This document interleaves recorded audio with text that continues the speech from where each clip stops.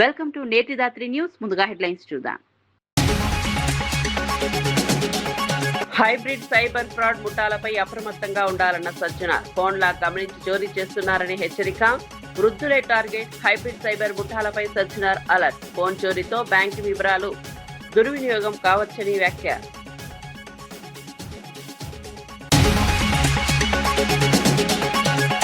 ABN Radhakrishna ఒళ్లు దగ్గర పెట్టుకోవాలన్న Komatireddy. Media ఇష్టానుసారంగా రాస్తే పరిస్థితులు బాగుండవని వెల్లడి. మా గురించి రాసే ముందు వాస్తవాలు తెలుసుకోండని వ్యాఖ్య. తెలంగాణలో ఏ ఛానల్ ఉండదంటూ కోమటిరెడ్డి సంచలన వ్యాఖ్యలు.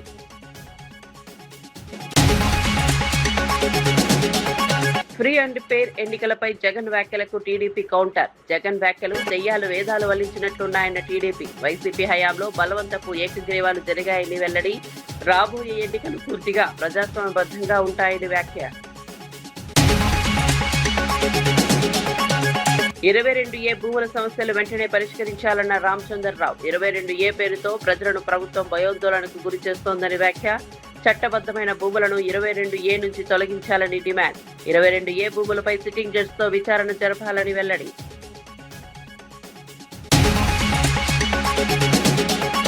ప్రజా సమస్యల పరిష్కారానికి ప్రజలతో ముఖాముఖి నిర్వహిస్తానన్న హనుమంతరావు. ప్రజల అర్జీలను సకాలంలో పరిష్కరించాలని వ్యాఖ్య. ప్రజల సమస్యలను నేరుగా తెలుసుకుంటున్నామని వెల్లడి. ప్రజలకు జవాబుదారీగా పనిచేయడమే లక్ష్యమన్న హనుమంతరావు. హైదరాబాద్ లో సరికొత్త హైబ్రిడ్ సైబర్ ఫ్రాడ్ ముఠాలు సంచరిస్తున్నాయని సైబరాబాద్ సిపి సజ్జనార్ ప్రజలను అప్రమత్తం చేశారు. ముఖ్యంగా సీనియర్ సిటిజన్లు, సాంకేతిక పరిజ్ఞానం తక్కువగా ఉన్న అమాయకులు ఈ ముఠాల బారిన పడే అవకాశం ఉందని హెచ్చరించారు. స్మార్ట్ ఫోన్లు ఉపయోగిస్తున్న వృద్ధులను ముందుగా ఈ ముఠాలు గమనిస్తున్నారని, గుర్తిస్తున్నారని తెలిపారు. వారు ఫోన్లో స్క్రీన్ లాక్ను ఎలా ఓపెన్ చేస్తున్నారో వెనుక నిలబడి నిశితంగా గమనిస్తున్నారని చెప్పారు. పాస్వర్డ్ లేదా ప్యాటర్న్ తెలుసుకున్న తర్వాత సరైన సమయం చూసుకుని ఫోన్ను చోరీ చేస్తున్నారని వివరించారు. ఫోన్ చోరీ అనంతరం వ్యక్తిగత సమాచారం, బ్యాంకింగ్ యాప్లు, ఓటీపీలు, ఇతర సున్నితమైన వివరాలను దుర్వినియోగం చేసే అవకాశం ఉందని పోలీసులు హెచ్చరిస్తున్నారు. అందువల్ల ప్రజలు బహిరంగ ప్రదేశాల్లో మొబైల్ స్క్రీన్ లాక్ను ఇతరులకు కనిపించేలా ఉపయోగించకూడదని సూచించారు. ముఖ్యంగా వృద్ధులు తమ ఫోన్ పాస్వర్డ్లను ఎవరితోనూ పంచుకోకూడదని తెలిపారు. బ్యాంకింగ్ యాప్లకు అదనపు భద్రతా చర్యలు ఏర్పాటు చేసుకోవాలని సూచించారు. ఫోన్ చోరీకి గురైతే వెంటనే పోలీసులకు సమాచారం ఇవ్వడంతో పాటు బ్యాంకింగ్ ఖాతాలను బ్లాక్ చేయాలని అన్నారు. వాళ్ళు చెప్పడంతో వాళ్ళు ఇమీడియట్లీ ఒక స్క్రీన్ ని ఓపెన్ చేయడం జరుగుతుంది. సెకండ్ పద్ధతి ఏం చేస్తారంటే ఓనర్ వెరిఫికేషన్ నాటకం ఆడతారు. వాళ్ళు చాలా మంది వచ్చి అడుగుతున్నారు, మీరే ఓనరా అవునా కాదా అనడానికి మీరు ప్రూవ్ చేయండి, మీ ప్యాటర్న్ చెప్పండి, సో దట్ మనము ఆ ప్యాటర్న్లు లేదా పాస్వర్డ్ చెప్తే అది ఓపెన్ అయితే మీదే ఫోన్ అని చెప్పి ధృవీకరిస్తానని చెప్పి వాళ్ళ దగ్గర నుంచి ఆ ఒక ప్యాటర్న్ కావచ్చు, ఒక పాస్వర్డ్ చేసుకున్న తర్వాత మళ్ళీ వాళ్ళు ఏదో అన్లాక్ అయిన తర్వాత మీకే ఇప్పిస్తానని చెప్పి ఒక కండక్టర్ నాటకం ఆడడము. సెకండ్ ఓనర్ వెరిఫికేషన్ నాటకం ఆడి గ్యాలరీలో ఉన్న ఫొటోస్ కావచ్చు, గ్యాలరీస్ లో ఉన్న కాన్ఫిడెన్షియల్ ఇన్ఫర్మేషన్, ఈ నోట్స్ లో బ్యాంక్ డీటెయిల్స్ కావచ్చు, పాన్ కార్డ్ డీటెయిల్స్ కావచ్చు, పాస్వర్డ్స్ కావచ్చు, ఈ వాట్సాప్ చాట్ లో కూడా చాలా మంది పెట్టడంతో వాళ్ళు యాక్సెస్ రావడం జరుగుతుంది. ఆ కాన్ఫిడెన్షియల్ ఇన్ఫర్మేషన్ లో వాళ్ళు రకరకాల మన యాప్స్ ఉన్న ఫోన్ పే యాప్స్ కావచ్చు, గూగుల్ పే యాప్స్ కావచ్చు, పేటిఎం యాప్స్ ని ఓపెన్ చేసి యూపీఐ పిన్స్ ని రీసెట్ చేసి మళ్ళీ ఫోన్ లో అక్కడ ఉన్న వాళ్ళ అకౌంట్ లో ఉన్న డబ్బులంతా వాళ్ళు మళ్ళీ ఇస్తారు, వాళ్ళ అకౌంట్ కి ట్రాన్స్ఫర్ చేసుకుంటారు. అట్లానే కొంతమంది తెలివిగా బెట్టింగ్ యాప్స్ కావచ్చు, లేదంటే గేమింగ్ యాప్స్ కావచ్చు, డిజిటల్ వ్యాలెట్స్ కూడా అమౌంట్ మళ్ళించి అక్కడి నుంచి కూడా అమౌంట్ వాళ్ళు డ్రా చేస్తారు. అట్లానే కొంతమంది మ్యూల్ అకౌంట్స్ ద్వారా అమౌంట్స్ ట్రాన్స్ఫర్ చేసి అక్కడి నుంచి కూడా వాళ్ళు డబ్బులు విత్డ్రా చేసుకొని కూడా వాళ్ళు ఈ సైబర్ ఫ్రాడ్ లో ఇన్వాల్వ్ కావడం జరుగుతుంది. ఈ సామాన్య నేరం కాదు, ఇది ఒక చాలా ఆర్గనైజ్డ్ గా జరుగుతుంది. ఇది ఫస్ట్ వాళ్ళు ఒక రద్దీ ప్రదేశ్ లో ఎవరెవరు బక్రాలు ఉన్నారు, ఎవరెవరు విక్టిమ్స్ ఉన్నారు వాళ్ళంతా ఐడెంటిఫై చేస్తారు. అక్కడ పోయిన తర్వాత ఐడెంటిఫై చేసిన తర్వాత అక్కడే పక్కన ఉన్న ఒక ఇంకోటి మనిషి చెప్పి ఫోన్ని దొంగతనం చేస్తారు. తర్వాత ఫోన్ని ఇంకోటి వాళ్ళకి హ్యాండ్ ఓవర్ చేస్తారు. ఆనే కొంచెం మాయ మాటలు చెప్పడానికి చాలా ఎక్స్పర్ట్ ఉంటారు. ఆనే మభ్య పెట్టి ఒక టెక్నికల్ నాలెడ్జ్ ఉన్న వాళ్ళు, సో ఆనే పర్సన్ కూడా ఉంటారు. ఆనే బ్యాంకింగ్ యాప్స్ ద్వారా ట్రాన్స్ఫర్ చేయడానికి, అక్కడి నుంచి మళ్ళీ క్యాష్ ని విత్డ్రా చేయడానికి ఒక మనిషి ఉంటారు. సో ఇది ఒక traditional crime. Plus modern crime అంటే సైబర్ క్రైమ్ ఇన్వాల్వ్ చేసి ఒక హైబ్రిడ్ సైబర్ ఫ్రాడ్ ముఠా ఇది. మీకు అలాంటి కాల్స్ వస్తే మీరు ఎవరు కూడా మీరు చెప్పొద్దు. పోలీస్ కంప్లైంట్ ఇస్తానని చెప్పి పోలీస్ లిస్ట్ కూడా ఇది తీసుకురావాలి. చెప్పిన చాలా మంది ఈ ఒక కాన్ఫిడెన్షియల్ ఇన్ఫర్మేషన్ ని గ్యాలరీలో పెట్టడం పెట్టుకోవద్దని చెప్పి మీకు మరి కోరుతున్నాను. ఆడపిల్లలు వాళ్ళు కావాల్సిన కొన్ని ప్రైవేట్ ఫోటోస్ కూడా పెట్టుకొని కూడా వాళ్ళు మోసపోయిన సందర్భాలు కూడా ఎక్కువ ఉన్నాయి. ఫోన్ని సిమ్ని బ్లాక్ చేయండి అని చెప్పి ఇమీడియట్లీ కాల్ చేయాలి. ఒకసారి సిమ్ బ్లాక్ అయిపోతే ఆయన ఏం చేయలేరు. ఈ సిఐఆర్ పోర్టల్ కూడా మన ఇన్ఫర్మేషన్ ఇస్తే మనం ఎక్కడ ఫోన్ ట్రేస్ అయ్యే అవకాశం ఉంటుంది. ఎవరెవరు మీ సర్వీస్ ప్రొవైడర్ ఉన్నారు వాళ్ళందరూ కూడా ఫోన్ చేసి సర్వీసెస్ ని ఆపేయండి అని చెప్పి మీరు ఇమీడియట్లీ ఒక మెసేజ్ ఇవ్వడమా, వాళ్ళు ఫోన్ చేసి చెప్పడమా మీరందరూ కూడా చేయాలని చెప్పి కోరుతున్నాను. మీ అమౌంట్ ఎవరో విత్డ్రా చేస్తున్నారంటే ఇమీడియట్లీ ప్లీజ్ డైల్ 1930 ఇమీడియట్లీ 1930కి ఫోన్ చేయాలని చెప్పి కోరుతున్నాను. లేదంటే cybercrime.gov.in కి తెలియచేయాలని చెప్పి కోరుతున్నాను. సీనియర్ సిటిజన్స్ ని ప్లస్ వృద్ధుల్ని, మహిళల్ని, అమాయక ప్రజల్ని, నాలెడ్జ్ తక్కువ ఉన్న వాళ్ళు ఎవరెవరు ఈ స్మార్ట్ ఫోన్ వాడుతున్నారు, ఇప్పుడు నార్మల్ ఫోన్ అయితే స్మార్ట్ ఫోన్ ఎవరు వాడుతున్నారు వాళ్ళనే వీళ్ళు టార్గెట్ చేస్తున్నారు. ఈ 4 ఫోన్స్ మనం రికవర్ చేయడం జరిగింది.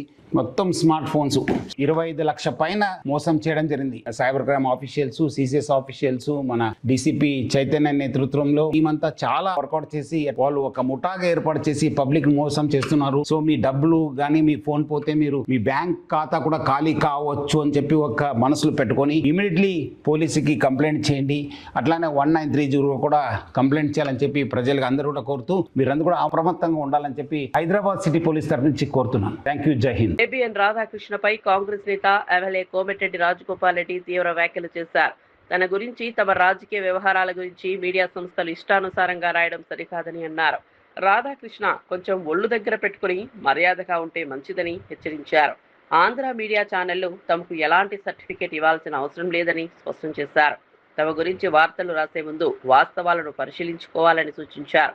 లేదంటే పరిస్థితులు బాగుండవని హెచ్చరిక ధోరణిలో వ్యాఖ్యలు చేశారు. తాము అనుకుంటే తెలంగాణలో ఏ ఛానల్ ఉండదు, ఏ పత్రిక ఉండదంటూ ఆయన చేసిన వ్యాఖ్యలు చర్చనీయాంశంగా మారాయి. మీడియా సంస్థల స్వేచ్ఛ, రాజకీయ నాయకుల వ్యాఖ్యలపై మరోసారి చర్చ మొదలైంది. పరిచే విధంగా మాలాంటి వ్యక్తులను, మా క్యారెక్టర్ని దెబ్బతీసే విధంగా కథనాలు వస్తే మాత్రం బాగుండదు అని చెప్పి హెచ్చరిస్తున్నారు.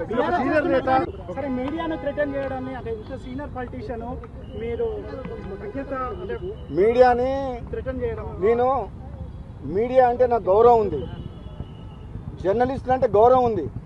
కానీ మీడియా ముసుగులో తెలంగాణలో మాలాంటి రాజకీయ నాయకుల్ని కించపరిచే విధంగా, మా వ్యక్తిత్వాన్ని దెబ్బతీసే విధంగా ఏదైనా ఆంధ్ర మీడియా ఛానళ్ళు వాళ్ళ మీడియా ముసుగులో మమ్మల్ని బలహీనపరిచే విధంగా ప్రయత్నం చేస్తే మాత్రం మంచిది కాదు అని ఎవరికి చెప్తున్నా అంటే, ఎవరైతే చేస్తారో అందరికి చెప్పట్లేదు. అందరు మీడియా వాళ్ళు చెడ్డ వాళ్ళు అంటలేను, కానీ ఎవరెవరు చేస్తుండ్రు, కొందరు వ్యక్తుల గురించి పనిచేస్తారు వాళ్ళు. కొందరు వ్యక్తిని బలంగా తయారు చేసేందుకు నిజాయితీ పరులైన నాలాంటి వ్యక్తులను కూడా బలహీనపరిచే విధంగా కొన్ని ప్రయత్నాలు జరుగుతున్నాయని మన ఏబిఎన్ ఛానల్ స్టోరీ చూసిన తర్వాత నాకు అర్థమైంది. అందుకని చెప్తున్నా, చాలా కేర్ఫుల్గా ఉండండి. అలాంటి ఛానళ్ళు మాకు కావాలంటే 100 ఛానల్ పెట్టగలిగే శక్తి మాకుంది. ఏబిఎన్ కాదు, ఏబిఎన్ లాంటి ఛానళ్ళు, ఆంధ్రజ్యోతి లాంటి పేపర్లు కావాలంటే 100 పెడతాం. మేమే వాళ్ళ మీద డిపెండెంట్ లేవు. తెలంగాణ కొట్లాడి సాధించుకున్నాం. ఇంకా ఆంధ్ర మీడియా మీద డిపెండ్ అయ్యి తెలంగాణ రాజకీయ నాయకులు ఎవరు పనిచేయట్లేదు. మాకు మీ సర్టిఫికేట్ మాకు మీ ఆంధ్ర మీడియా ఛానల్ మాకు సర్టిఫికేట్ కూడా చేయాల్సిన అవసరం లేదు. తెలంగాణ ఉద్యమం చేసి ఉద్యమం ఉన్న వాళ్ళ జోలికి ఎవరైనా వస్తే బాగుండదని చెప్తున్నా. తెలంగాణ కోసం కొట్లాడలేదు. కాంగ్రెస్ పార్టీ ఎంపీగా నేను కూడా కొట్లాడినా. ఆ రోజు తెలంగాణ ఉద్యమం చేసింది ఎవరు? పార్లమెంట్లో కొట్లాడింది ఎవరు? పేర్ ఎన్నికలు జరిగితే అన్ని తవ్వవేనని వైఎస్ జగన్ చేసిన వ్యాఖ్యలపై తెలుగుదేశం పార్టీ తీవ్రంగా స్పందించింది. జగన్ వ్యాఖ్యలు దెయ్యాలు వేదాలు వెల్లించినట్లుగా ఉన్నాయని టీడీపీ విమర్శించింది. వైఎస్ఆర్సీపీ పాలనలో జరిగిన పంచాయతీ ఎన్నికల్లో అక్రమాలు, దాడులు, దౌర్జన్యాలు, బలవంతపు ఏకగ్రీవాలు జరిగాయని ఆరోపించింది. గత ఎన్నికల్లో ప్రజాస్వామ్య విధానాలను పట్టించుకోకుండా అధికారాన్ని ఉపయోగించుకున్నారని టీడీపీ నేతలు మండిపడ్డారు. రాబోయే స్థానిక సంస్థల ఎన్నికలు మాత్రం పూర్తిగా ప్రజాస్వామ్యబద్ధంగా, చట్టబద్ధంగా నిర్వహిస్తామని స్పష్టం చేశారు. ప్రజలు తమకు నచ్చిన అభ్యర్థికి స్వేచ్ఛగా ఓటు వేసే పరిస్థితులు కల్పిస్తామని చెప్పారు. ఎన్నికల ప్రక్రియలో ఎలాంటి అక్రమాలకు తావు లేకుండా అధికారులు చర్యలు తీసుకోవాలని కోరారు. గ్రామ స్థాయిలో రాజకీయ పోటీ ఉన్నప్పటికీ హింసకు చోటు ఉండకూడదని టీడీపీ పేర్కొంది. గత అనుభవాలను దృష్టిలో పెట్టుకుని ఎన్నికల నిర్వహణలో కట్టుదిట్టమైన భద్రతా ఏర్పాట్లు చేయాలని సూచించింది. అధికార పార్టీగా ప్రజాస్వామ్యాన్ని కాపాడే బాధ్యత తమపై ఉందని తెలిపింది. జరిగినా నీకు టికెట్ కట్ అన్నాడు.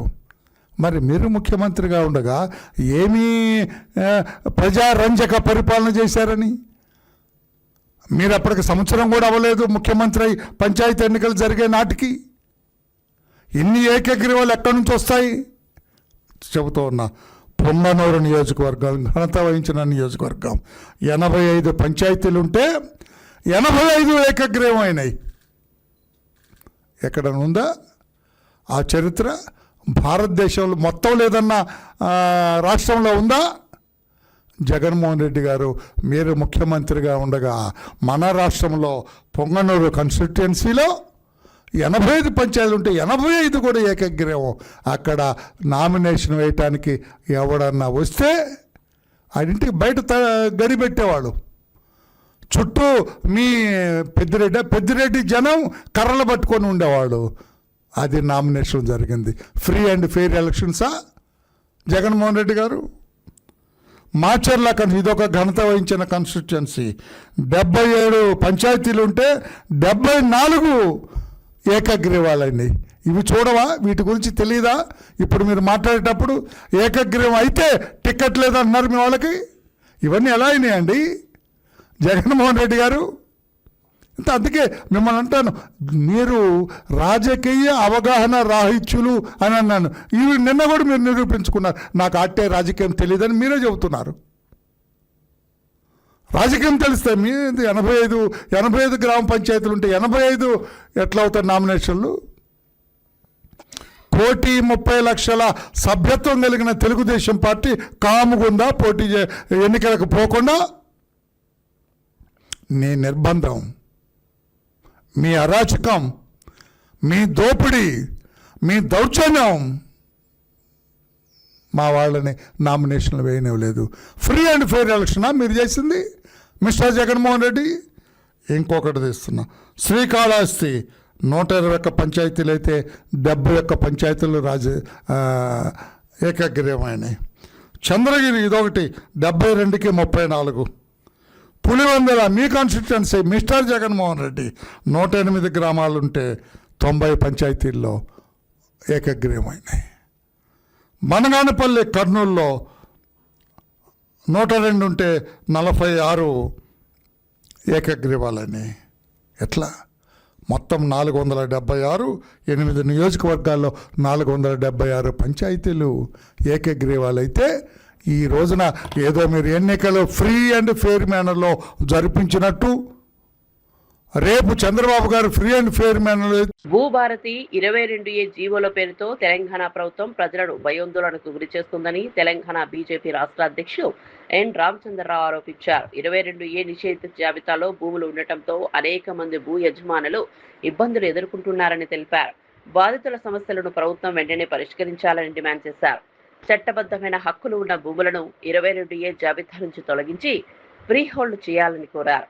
భూముల రికార్డుల విషయంలో ప్రభుత్వం స్పష్టమైన విధానాన్ని ప్రకటించాల్సిన అవసరం ఉందన్నారు. నిషేధిత జాబితాలో భూములు చేర్చడం వల్ల రిజిస్ట్రేషన్లు, క్రయ విక్రయాలు నిలిచిపోతున్నాయని చెప్పారు. దీంతో సాధారణ ప్రజలు కార్యాలయాల చుట్టూ తిరగాల్సిన పరిస్థితి ఏర్పడుతోందని విమర్శించారు. భూ వివాదాలు, అక్రమాలపై సమగ్ర విచారణ జరగాలని కోరారు. ఈ వ్యవహారంపై సిట్టింగ్ జడ్జితో జ్యుడిషియల్ విచారణ జరిపించాలని రామచంద్రరావు డిమాండ్ చేశారు. Bharatiya Janata party judicial enquiry చేయమని చెప్పి డిమాండ్ చేస్తూ ఉన్నాం. మొన్న కూడా మా మహేష్ రెడ్డి గారు, రాజేంద్ర గారు కూడా మాట్లాడారు దీనిపైన. వారు కూడా చాలా తప్పకుండా అసెంబ్లీలో వారు రేస్ చేస్తారు. కానీ ఇప్పుడు ప్రజలకు ఇమ్మీడియట్గా ఊరట ఉండాలంటే వీటన్నిటినీ ఒకసారి మొత్తం ఫ్రీ హోల్డ్ చేసేయాలి. రెండోది, ఒక సిట్టింగ్ చేసుకొని జ్యుడిషియల్ ఎంక్వైరీ పెట్టాల్సిన అవసరం ఉన్నది.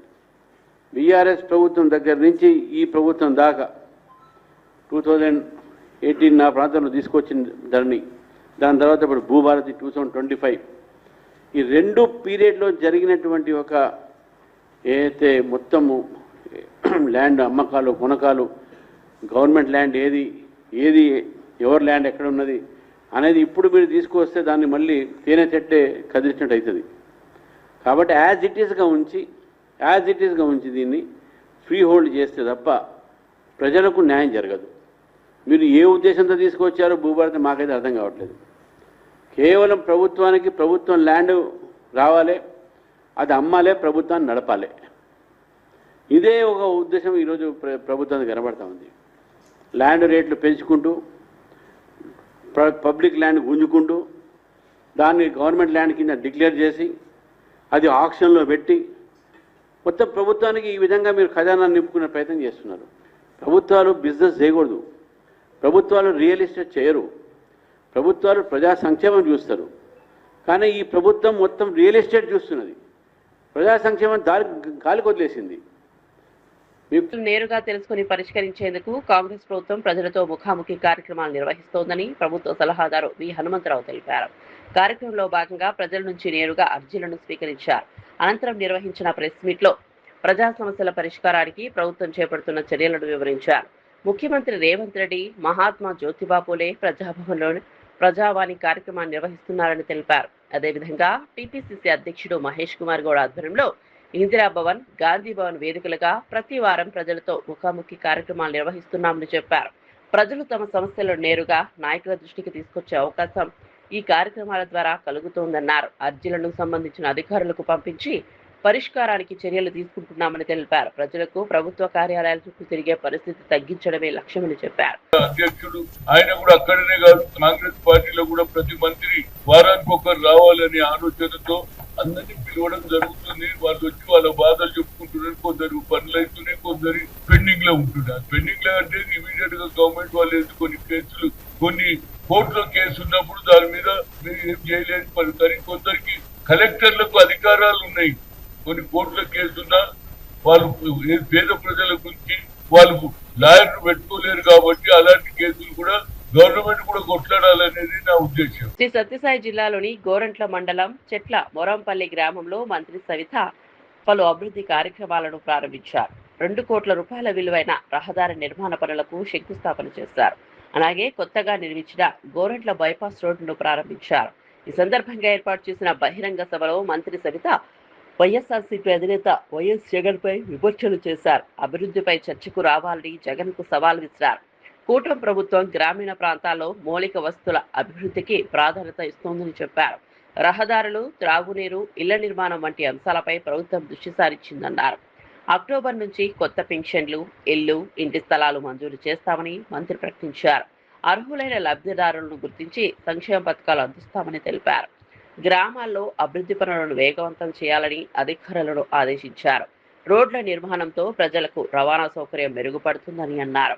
గోరంట్ల బైపాస్ రహదారి అందుబాటులోకి రావడంతో వాహనదారులకు ప్రయాణ సమయం తగ్గుతుందని చెప్పారు. జెట్ కావచ్చు, మరి పరిశ్రమలు కూడా మొత్తం రాయలసీమ వైపే చూస్తున్నాయి. 3 కిలోమీటర్లు 700 కోట్లతో శతవేగంగా పనులు కూడా జరుగుతున్నాయి. గోరెంట్ల ఊర్లేకపోకుండా బైపాస్ హైవే కనెక్టివిటీ కూడా ఈ రోజు ఓపెన్ చేయడం కూడా జరిగిందన్న విషయం కూడా తెలియజేస్తున్నాం. ఒక పక్క జలకళ, ఒక పక్క హైవే కనెక్టివిటీ, మనకు బెంగళూరు దగ్గరగా, ఇంటర్నేషనల్ బెంగళూరు ఎయిర్పోర్ట్ దగ్గరగా ఉండటం వల్ల, ఎయిర్పోర్ట్ కనెక్టివిటీ కూడా ఉండటం వల్ల ఈ రోజు మనకు పరిశ్రమలు, కియా లాంటి పరిశ్రమలు, కియా అనుబంధ సంస్థలు, బెల్ కావచ్చు, ఫైటర్ జెట్ కావచ్చు, మరి పరిశ్రమలు కూడా మొత్తం రాయలసీమ. యాదాద్రి భువనగిరి జిల్లాలో సాగు, త్రాగునీటి సమస్యల పరిష్కారం కోసం సిపిఎం ఆధ్వర్యంలో పెద్ద ఎత్తున ఉద్యమానికి సిద్ధమవుతున్నట్లు రాష్ట్ర కమిటీ సభ్యుడు కొండమడుగు నరసింహ తెలిపారు. ప్రాజెక్టుల పూర్తి, మూసీ మురికి నీటికి ప్రత్యామ్నాయంగా గోదావరి జలాల సాధన కోసం ప్రజలు ఊరువాడ కదలాలని పిలుపునిచ్చారు. ఈ నెల 29, 30, 31 తేదీల్లో పాదయాత్ర నిర్వహించి 31న మహాధర్నా చేపట్టనున్నట్లు తెలిపారు.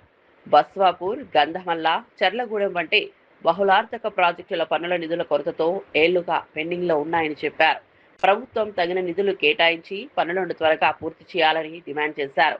పిల్లాయపల్లి కాలువ పనులు కూడా నిధుల విడుదలలో జాప్యం కారణంగా అర్ధాంతరంగా నిలిచిపోయాయని తెలిపారు. పెండింగ్ పనులను వెంటనే పూర్తి చేయాలని కోరారు. కాళేశ్వరం నీటిని శామీర్పేట చెరువులోకి తీసుకొచ్చి మినీ రిజర్వాయర్ ఏర్పాటు చేసి అక్కడి నుంచి పిల్లాయపల్లి కాలువకు గోదావరి జలాలను అందించాలని సూచించారు. మూసీ మురికి నీటి వల్ల మండల ప్రజలు అనారోగ్య సమస్యలను ఎదుర్కొంటున్నారని ఆవేదన వ్యక్తం చేశారు. ప్రజలకు పరిశుభ్రమైన గోదావరి జలాలు అందించాల్సిన అవసరం ఉందన్నారు. నిర్వాసితులకు ఇవ్వవలసిన డబ్బులు ఇవ్వకపోవడం వల్ల పూర్తి స్థాయి నిర్మాణం జరగలేదు. గంధమల్ల కొన్ని నిధులు వచ్చినాయి తప్ప పనులు ఇంకా కూడా ప్రారంభం కాని పరిస్థితి ఉన్నది. అదేవిధంగా మునుగోడు ప్రాంతానికి ఉపయోగపడే శివన్నగూడెం ప్రాజెక్టు కూడా పూర్తి కాలేదు, నిర్వాసితుల డబ్బులు రాలేదు. అదేవిధంగా రాచకొండ ఎత్తిపోతల పథకానికి ప్రభుత్వం ఒక ప్రకటన కూడా చేయలేదు. ఈ జిల్లాలో చాలా కీలకంగా ఉపయోగపడుతున్న పునాదిగాని కాలువ, పిలాయిపల్లి కాలువ, ధర్మారెడ్డిపల్లి కాలువ ఇంకా పెండింగ్లో ఉన్న పరిస్థితి ఉంది. మూసి జలాలతో పోచంపల్లి ప్రాంతం, ఒలిగొండ ప్రాంతం, రామన్నపేట ప్రాంతం చాలా ఇబ్బందులు ఎదుర్కొంటూ ఉన్నారు. రైతులు ఇబ్బందులు పడుతూ ఉన్నారు, ప్రజలు ఇబ్బందులు పడుతూ ఉన్నారు. మూసి జలాలకు ప్రధానంగా ప్రత్యామ్నాయంగా గోదావరి నది జలాలు అందించవలసిన షామీర్పేట చెరువు కొండపోచమ్మ ద్వారా నీళ్లు తెచ్చి షామీర్పేట చెరువు నింపి గట్కేసారి ఎదురుబాద నుంచి ఈ ప్రాంతానికి గోదావరి జలాలు కూడా అందించాలనే డిమాండ్ల సాధన కోసం పాదయాత్ర చేస్తూ ఉన్నాం. 29 నాడు భువనగిరిలో ప్రారంభ సభ జరిగి 29, 30, 31 కాలినడకన హైదరాబాద్ పోతూ ఉన్నాం. 31న ఇందిరా పార్క్ దగ్గర ధర్నా జరుగుతూ ఉంది. అందుకనే ప్రజలు చాలా పెద్ద ఎత్తున పాల్గొని జయప్రదం చేయాలని పేరున సిపిఎం పార్టీగా విజ్ఞప్తి చేస్తూ ఉన్నాం. నిర్మాణ రంగంలో ఆధునిక సాంకేతికత వినియోగం పెరగడంతో భారీ భవనాలను సకాలంలో పూర్తి చేయడం సాధ్యమవుతుందని యాక్టివ్ ఇన్ సీఈఓ నరసింహారావు తెలిపారు. నిర్మాణ రంగంలో వస్తున్న మార్పుల వల్ల పనుల వేగం పెరగడంతో పాటు ఖర్చులను కూడా నియంత్రించే అవకాశం ఉందన్నారు. బహుళ అంతస్తుల భవనాలు, ఇళ్లలో కిటికీల స్థానంలో విశాలమైన గ్లాసులను ఉపయోగించడం వల్ల సహసిద్ధమైన వెలుతురు ఎక్కువగా అందుతుందని చెప్పారు. పగటి సమయంలో కృత్రిమ లైటింగ్ అవసరం తగ్గడంతో విద్యుత్ ఖర్చులు కూడా తగ్గే అవకాశం ఉందన్నారు.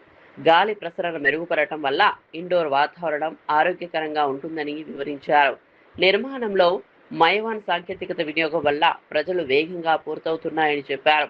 ఆధునిక నిర్మాణ పద్ధతులు కార్మికుల పనిభారాన్ని తగ్గించడంతో పాటు నాణ్యతను మెరుగుపరుస్తాయని తెలిపారు. పెద్ద ప్రాజెక్టుల్లో సమయం, నాణ్యత, వ్యయ నియంత్రణ అత్యంత కీలకమని అన్నారు. నిర్మాణ రంగంలో సాంకేతికతను సరిగ్గా వినియోగిస్తే భవనాల నిర్మాణంలో అనేక ప్రయోజనాలు పొందవచ్చని చెప్పారు. గ్లాస్, కిటికీలు, మెట్ల గ్రిల్స్ వంటి అంశాలు ఇంటి నిర్మాణ వ్యయంలో గణనీయమైన భాగాన్ని ఆక్రమిస్తాయని వివరించారు. అందువల్ల సరైన డిజైన్, మెటీరియల్ ఎంపిక ద్వారా ఖర్చులను నియంత్రించవచ్చని అన్నారు. కాంక్రీటే ఉంటాయి, స్లాబ్ ఎట్లా వేస్తారు, వాల్స్ కూడా అలాగే వేస్తారు. ప్లస్ ఇంకోటి ఏంటంటే ఇప్పుడు 50 ఫ్లోర్లు మొత్తం కట్టి సిమెంట్ చేసినాక మళ్ళీ కింద టైల్ వేసుకుని కట్టాలంటే 50 ఫ్లోర్స్ ప్రాజెక్ట్ కట్టాలంటే 10 years పడుతుంది. బట్ ఇప్పుడు టెక్నాలజీ అట్లా లేదు. మొత్తం మైవాన్ కన్స్ట్రక్షన్లో ఏంటంటే వాల్స్, స్లాబ్ కూడా కాంక్రీట్ పోసుకుంటూ వెళ్ళిపోతారు. 10 స్లాబ్స్ అయినాక కింద నుంచి టైల్స్ వేసుకుంటూ ఇంటీరియర్ వర్క్స్ అన్నీ కూడా స్టార్ట్ చేయొచ్చు. అట్లాగే విండోస్కి వచ్చేప్పటికి ఇది వరకు అంతా 3x3, 4x3 విండోలు ఉండేవి, ఇప్పుడు అలా లేవు. ఇప్పుడు విండోస్ అన్నీ కూడా ఫ్లోర్ టు సీలింగ్ హైట్స్ ఇస్తున్నారు, ఎక్కువ గ్లాస్ వాడుతున్నారు, డబుల్ గ్లాసెస్ ఇస్తున్నారు టు సస్టైన్ ద విండోస్. కొన్ని ప్రాజెక్ట్స్లో అయితే హీట్ కట్ చేసేది, యూవీ కట్ చేసే గ్లాసెస్ కూడా ఇస్తున్నారు. The technology is totally change. Now our technology we can say proudly on par with any international standards.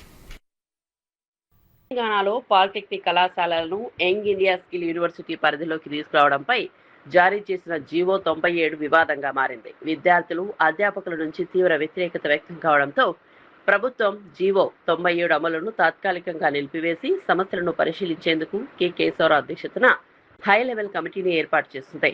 Polytechnic విద్యార్థుల్లో ప్రధానంగా ఈసెట్ ద్వారా బీటెక్ 2వ సంవత్సరంలో లేటరల్ ఎంట్రీపై ఆందోళన వ్యక్తమవుతోంది. పీపీపీ విధానం అమలైతే ఫీజులు పెరిగే అవకాశం ఉందనే భయాలు కూడా ఉన్నాయి. అలాగే ఏఐసిటిఈ గుర్తింపు, ప్రభుత్వ పాలిటెక్నిక్ కళాశాలల భూములు, మౌలిక వస్తువులపై ప్రైవేట్ సంస్థల ప్రభావం పెరగవచ్చని విద్యార్థులు ఆందోళన వ్యక్తం చేస్తున్నారు. మరోవైపు పాలిటెక్నిక్ లెక్చరర్లు క్యాడర్ మార్పులు, పదోన్నతులు, వేతన స్కిల్పై ఆందోళన చెందుతున్నారు.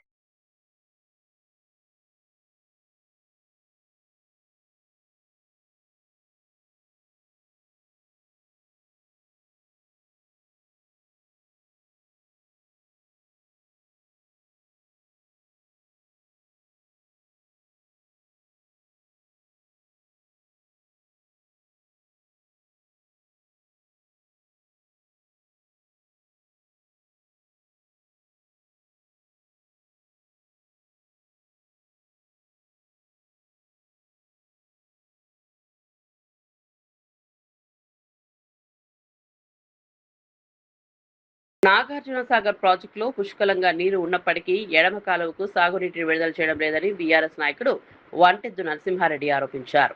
ప్రాజెక్టులో నీటి నిల్వలు ఉన్న సమయంలో కూడా రైతులకు సాగునీరు అందకపోవడం ప్రభుత్వ నిర్లక్ష్యానికి నిదర్శనమని అన్నారు. ముఖ్యంగా ఇరిగేషన్ శాఖ మంత్రి ఉత్తమ్ కుమార్ రెడ్డి సొంత నియోజకవర్గంలోని రైతులు కూడా సాగునీటి కోసం ఇబ్బందులు పడుతున్నారని ఆరోపించారు. పంటలకు అవసరమైన సమయంలో నీరు అందకపోతే రైతులు తీవ్రంగా నష్టపోయే ప్రమాదం ఉందని చెప్పారు. సాగర్ నీటిని వెంటనే ఎడమ కాలువ ద్వారా పంట పొలాలకు విడుదల చేయాలని డిమాండ్ చేశారు. నీటి లభ్యత ఉన్నప్పటికీ విడుదల చేయకపోవడానికి కారణం ఏమిటో ప్రభుత్వం రైతులకు వివరించాలని కోరారు. వ్యవసాయంపై ఆధారపడిన కుటుంబాలు సాగునీటి కోసం ప్రభుత్వ నిర్ణయాలపై ఆధారపడుతున్నాయని అన్నారు. ఆలస్యం చేస్తే పంటలు ఎండిపోయే పరిస్థితి వస్తుందని హెచ్చరించారు. అట్లా నడిపిండు 11 విడతలుగా ఎన్నడూ కూడా. ఇప్పుడు ఒక ఉదాహరణ మీకు చెప్పాలి. టెయిల్ ఎండ్ అంటే తోడకలు తీస్తా అని చెప్పింది కేసీఆర్ గారు. నాగార్జున సాగర్ కింద ఏ అధికారైనా మళ్ళీ ఇంకొకసారి నా దగ్గరికి వచ్చి ఇది టెయిల్ ఎండ్ సార్, ఇది పారదు అంటే మాత్రం తోడకలు తీస్తా అని చెప్పిండు. టెయిల్ ఎండ్ అనేది లేకుండా చేసి నాగార్జున సాగర్ మొత్తం కూడా ఎన్నడూ లేని విధంగా రాజవరం లిఫ్ట్ కాంచి మొదలు పెడితే కోదాడ వరకు లాస్ట్ వరకు కూడా మునగాల దాటిన తర్వాత నీళ్ళు ఇచ్చినమాట వాస్తవం కదా. 510 ఉన్నప్పుడు కేసీఆర్ గారు నీళ్ళు ఇచ్చినా, జగదీశ్వర్ రెడ్డి గారు ఇచ్చినా మీరు చెప్పండి. 510 ఉన్నప్పుడు ఇచ్చినప్పుడు 535 ఉంటే మీరు ఎందుకు ఇవ్వలేకపోతున్నారు? మీరు రైతుల పక్షంగా ఉంటే 510 ఉన్నప్పుడు, 516 ఉన్నప్పుడు ఇచ్చినాం, 524 ఉన్నప్పుడు ఇచ్చినాం, 530 ఉన్నప్పుడు కూడా ఇచ్చినాం. అట్టడుగుంటే కూడా ఇచ్చిండు. అక్కడ జగదీశ్వర్ రెడ్డి గారు కేసీఆర్ గారు రిక్వెస్ట్ చేసి పంపించారు, రైతులందరికీ పారిచ్చినాం. ఇవాళ మీకు ఏ రోగం పుట్టిందని అడుగుతున్న ఉత్తమ్ కుమార్ రెడ్డి, నువ్వు ఏం మనిషివో నాకు చెప్పు. ఇప్పుడు నువ్వు నీళ్ళ శాఖ మంత్రిగా ఉంటే హుజూర్ నగర్ రైతులు ఏమనుకుండ్రు? అయ్యా మనోడే నీళ్ళ శాఖ మంత్రి అయిండు, ఎవరికి వచ్చినా రాకున్నా మాకు వస్తాయనుకో హుజూర్ నగర్ ప్రజలు. ఏమొచ్చింది లాస్ట్కు? నువ్వు నీళ్ళ శాఖ మంత్రి అయి సాధించింది ఏంది? ఇక్కడ రైతులకు ఇప్పుడు మొత్తం కూడా నోళ్ళ మట్టి కొట్టినావు నువ్వు. ఈ ప్రశ్నకు కాంగ్రెస్ నాయకులు ఉత్తమ్ కుమార్ రెడ్డి గారు జవాబు చెప్పాలి. నెక్స్ట్ సీఎం కూడా నేనే అని చెప్తా ఉన్నారు సార్. మరి అలాంటి వ్యక్తి ఆంధ్ర ప్రభుత్వంలోనే బాగుండే, ఆంధ్ర ప్రభుత్వంలో మరి నీళ్ళు వచ్చినాయి ఆయన మాట ఈయన మాట్లాడు. కోమటిరెడ్డి ఏమో రైతు బంధు అడిగితే చెప్పు తీసుకొని కొడతాను ఆయన మాట్లాడుతున్నాడు. ఈ మంత్రుల వైఖరి ఎట్లా చూడాలండి? సాగర్ ఆయకట్టు అంతా కూడా కాంగ్రెస్ పార్టీకి ఓట్లు వేశారు, కాంగ్రెస్ పార్టీ ఎమ్మెల్యేని గెలిపించారు. ఇప్పుడు రైతాంగం ఏ ఆలోచన చేయాలి? ఇప్పుడు రైతాంగం మొత్తం కూడా చైతన్యం అయిపోయినారు. వీళ్ళు ఇప్పుడే ఉత్తమ్ కుమార్ రెడ్డికి నేను ఒకటే బహిరంగ సవాల్ ఇస్తున్నా. ఇప్పుడు మేము దాదాపు 1000-2000 మంది మీద రైతులను ధర్నా చేస్తున్నాం. నీకు దమ్ము ధైర్యం ఉంటే నువ్వు కూడా వచ్చి ఇక్కడ మాట్లాడు, నీకు మైక్ ఇస్తాం. నువ్వు ఎందుకు నీళ్ళు ఇవ్వట్లేదో చెప్పు. నీళ్ళు ఉన్నాయా లేవా సాగర్లా? లేవంటున్నప్పుడు అదే ఇప్పుడు అధికారులు మీరు అందరు రోజు పేపర్లో చూస్తున్నారు. 535 అడుగులు నీళ్లున్నాయి, దాదాపు 165 టీఎంసీల నీళ్లున్నాయి. శ్రీశైలంలో 170 టీఎంసీల నీళ్లున్నాయి. దాని కెపాసిటీ 216, సాగర్ కెపాసిటీ 312. 312లో నీకు 165-170 టీఎంసీ ఉంటే నేను నీళ్ళు ఇవ్వడానికి మీకు ఏ ఒళ్ళు బరవని నేను అడుగుతున్నా. ఇది కేవలం రైతుల మీద కక్ష కట్టి ఇంతకుముందు మిత్రుడు చెప్పినట్టు ఇవ్వాలి, నీళ్ళు ఇవ్వాలి, నీళ్ళు ఇస్తే పంటలు పండిస్తారు, పంటలు పండిస్తే మళ్ళీ కొనాలి, మళ్ళీ సన్నాలు వేసిండ్రు, దానికి 500 బోనస్ ఇవ్వాలి, మళ్ళీ వారం రోజుల్లో పేమెంట్ ఇవ్వాలి. ఈ కథలంతా ఎందుకు? అసలు నీళ్ళే ఇవ్వకపోతే బాగుంటుంది అనేది ఇవాళ దుర్మార్గంగా రైతు వ్యతిరేకంగా ఉత్తమ్ కుమార్ రెడ్డి ఇక్కడ ఉన్నాడు. నా డిమాండ్ ఏంటంటే ఇమ్మీడియట్గా ఉత్తమ్ కుమార్ రెడ్డి గారు మీరు ఎడమ కాళ్ళకు నీళ్లు వదలాలి. పోతిరెడ్డిపాడుని వెంటనే బందీ చేసి ఆంధ్ర జలదోపిడికి మీరు కట్టడి చేయకపోతే ఏ ఊరు పోయినా కానీ రైతులు, ఇది రాజకీయమైనది ఇది కాదు, మేము చెప్పేది రైతుల ధర్నాన్ని పెట్టాం. అందుకే బీఆర్ఎస్ పార్టీ కాదు, ఇవాళ రైతులందరూ కూడా ఇప్పుడు కార్లు వస్తుంటే కాంగ్రెస్ నాయకులు కూడా ఫోన్ చేసిండ్రు, అన్న మీరు మంచి సమస్య తీసుకున్నారు, మావోని కలుద్దామని పోతే 3 గంటలు బయట కూర్చోబెట్టి ఆ నుంచి అటే పంపిండు, నీళ్ళేవు గీళ్ళేవని పంపించిండు అంటున్నారు. ఇది రైతుల సమస్య. ఉత్తమ్ కుమార్ రెడ్డి గారు టీఆర్ఎస్ సమస్య కాదు. ఇవాళ బీఆర్ఎస్ పార్టీ రైతుల తరఫున కొట్లాడడానికి వచ్చినాం, మేము రైతుల గొంతుక వినిపేయడానికి వచ్చినాం. ఇక రైతునే ఆదుకోకపోతే మీరు ఎవరిని ఆదుకుంటారో చెప్పాలి. సీఎం స్థాయి అండి, ఎవరితో మాట్లాడిన అంటాడు, మీడియాతో కూడా సరిగా మాట్లాడారు సార్, నీ సీఎం స్థాయి అంటాడు. అలాంటి వ్యక్తి సూర్యాపేట కాళేశ్వర జలాలు వస్తే అవి కాళేశ్వరం జలాలు కాదంటాడు, ఇక్కడనేమో నీళ్లు లేవు మీ ఎట్లా ఇవ్వమని అంటాడు. ఇంత అవగాహన రాయితున్నటువంటి ఉత్తమ్ కుమార్ రెడ్డి సీఎం అని చెప్పుకునేటువంటి అర్హత ఉందా? ఇక్కడ ఉన్నటువంటి ప్రజలు ఏమనుకుంటున్నారు? ఆయన సంబంధించి కూడా రాజకీయంగా ఎట్లా ఉండబోతుంది? హైబ్రిడ్ సైబర్ ఫ్రాడ్ ముఠాలపై అప్రమత్తంగా ఉండాలన్న సజ్జన, ఫోన్లా గమనించి చోరీ చేస్తున్నారని హెచ్చరిక. వృద్ధులే టార్గెట్, హైబ్రిడ్ సైబర్ ముఠాలపై సజ్జనార్ అలర్ట్. ఫోన్ చోరీతో బ్యాంకు వివరాలు దుర్వినియోగం కావచ్చని వ్యాఖ్య.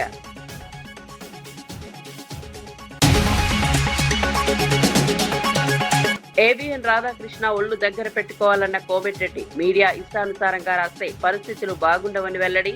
మా గురించి రాసే ముందు వాస్తవాలు తెలుసుకోండి వ్యాఖ్య. తెలంగాణలో ఏ ఛానల్ ఉండదంటూ కోమటిరెడ్డి సంచలన వ్యాఖ్యలు.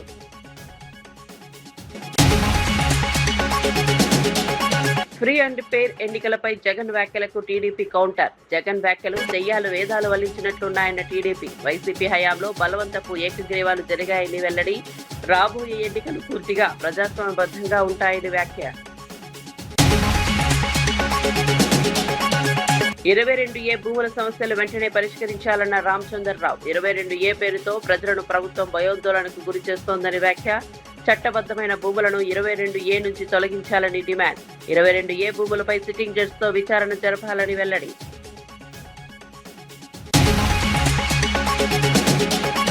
ప్రజా సమస్యల పరిష్కారానికి ప్రజలతో ముఖాముఖి నిర్వహిస్తానన్న హనుమంతరావు. ప్రజల అర్జీలను సకాలంలో పరిష్కరించాలని వ్యాఖ్య.